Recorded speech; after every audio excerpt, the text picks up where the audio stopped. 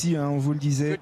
Une très jeune charnière, 19 ans pour Varney, 20 ans pour Garbisi, qui donne le coup d'envoi de cette Italie-France, match d'ouverture de ce tournoi destination. Un ballon réceptionné par Brice Dulin qui excelle, on le sait, hein, sur les ballons aériens. Il en avait fait la preuve lors de la dernière Coupe d'automne. Tout de suite en valeur. Un joueur qui évolue en Italie depuis 4 ans, hein, ce qui explique sa sélection aujourd'hui avec la Squadra Azzurra. Magnifique cette passe volée de Brice Dulin pour Teddy Thomas qui a un petit peu de champ, qui peut peut-être accélérer. Crochet intérieur de Teddy Thomas. Teddy Thomas dans un numéro de Solis qui trouve du soutien magnifique là avec Arthur Vincent au plaquage qui entre dans les 22 mètres. Et là voilà la réaction des Bleus maintenant. Antoine Dupont qui libère au grand large. Ficou, oui, Olivon a pu capter ce ballon pour Villiers. Il avait marqué son premier essai international cet automne face à l'Italie. Il s'approche de la ligne. Gabin Villiers stoppé à 2 mètres. Baille avec Olivon. Il manque quelques centimètres. Elle est belle cette réaction bleue. Antoine Dupont au près avec Grégory Aldrit. En puissance, il a le soutien de Willem Sey. Donne son ballon finalement à Baille. Allez, les soutiens, patience. On va y arriver derrière la ligne, patience. Dupont, il y a vraiment du monde là sur les extérieurs. Pour l'instant, on essaie de construire des lignes. Et l'essai, le premier essai, il est inscrit par Dylan Cretin. C'est son premier essai en bleu pour sa 6e sélection aujourd'hui. Et une belle relance de jeu de Teddy Thomas. Ouais, tout est parti de là. Il y a eu de tout dans cette action et notamment ce numéro de soliste de Teddy Thomas qui casse les lignes d'avantage. Le bon relais du 3/4 centre Arthur Vincent. On va jouer sur les extérieurs ensuite. La passe est un peu haute. Les défenseurs italiens ont le temps de revenir. Gabin Villiers qui fait l'effort de rester sur le terrain. Et voilà, Dylan Cretin qui vient inscrire le premier essai comme un symbole au milieu des poteaux au bout de 6 minutes de jeu. Oui, Vincent le disait, il y a des joueurs qui doivent prouver aujourd'hui. Hein, Dylan Cretin qui remplace notamment François Cros, blessé pour l'ouverture de ce tournoi. Eh bien, il est à la conclusion d'une relance de jeu parfaite, initiée par Teddy Thomas, et la puissance des avants près des lignes. Essai de Cretin, son premier en bleu. Elle est assez sinistre. 8% de son temps dans les 22 mètres adverses la saison dernière, mais qui avait terminé meilleure attaque du tournoi. Hein. C'est une équipe qui est terrible, ce sont des punisseurs. Sur chaque ballon, les Bleus sont capables d'aller marquer des essais et ils sont repartis avec Bernard Leroux ici. Ouais, dans l'axe. Voilà une bonne séquence.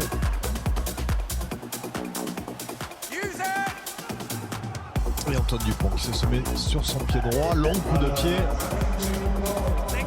Dans le dos ici de Garbisi qui sont en rendu à Mathieu Jalibert. Brice Dulin était bien redescendu. Dulin son tour. Par-dessus, il y a du... Ouais, c'est pas mal fait. C'est dommage. Un poil long, mais il va mettre la pression derrière sur Troula qui peut trouver Ioane. Mais là, il y a de la planique dans l'arrière-garde italienne avec ici Sperandio qui est mis au sol. 10-3. Pour l'équipe de France, l'Italie récompensée d'une très longue et très bonne séquence de jeu. Ah oui, tout à fait. 10 meters. Marchand. Et c'est Charles Olivon en déviation pour Dupont. Jalibert a lancé le char d'assaut là. Greg Aldrit dans la défense italienne. Jalibert dans le dos pour le coup de pied contré qui lui est revenu au visage de Teddy Thomas. Ballon perdu, récupéré par les Italiens là. Et c'est Bigi, le capitaine, qui a pu transmettre à Lazzaroni.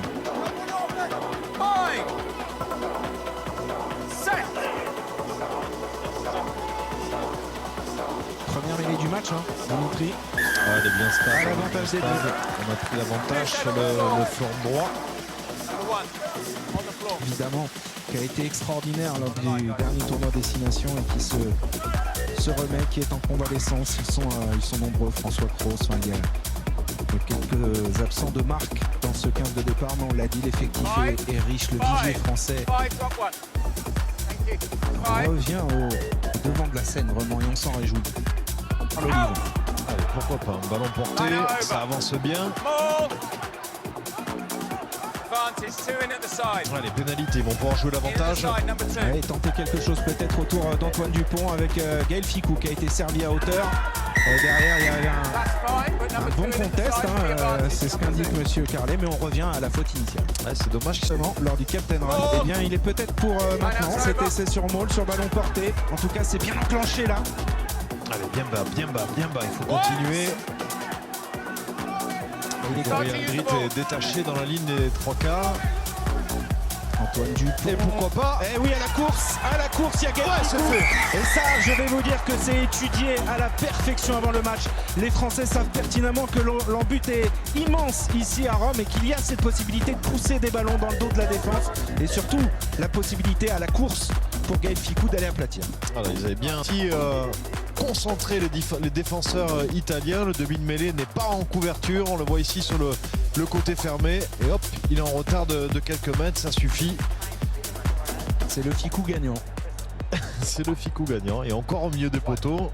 Le 10e essai international de Gaël.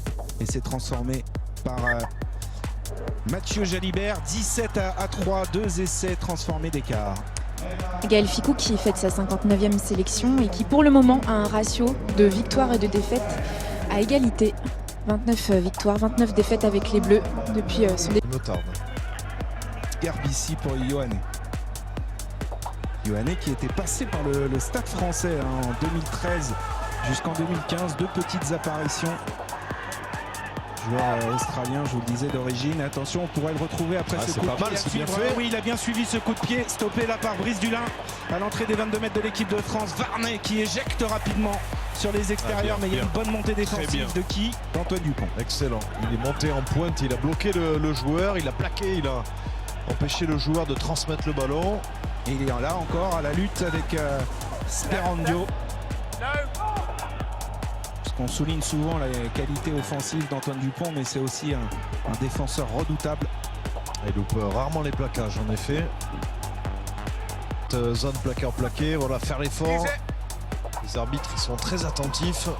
Varnet a pu servir Michele Lamaro. Lui, c'est vraiment le Romain.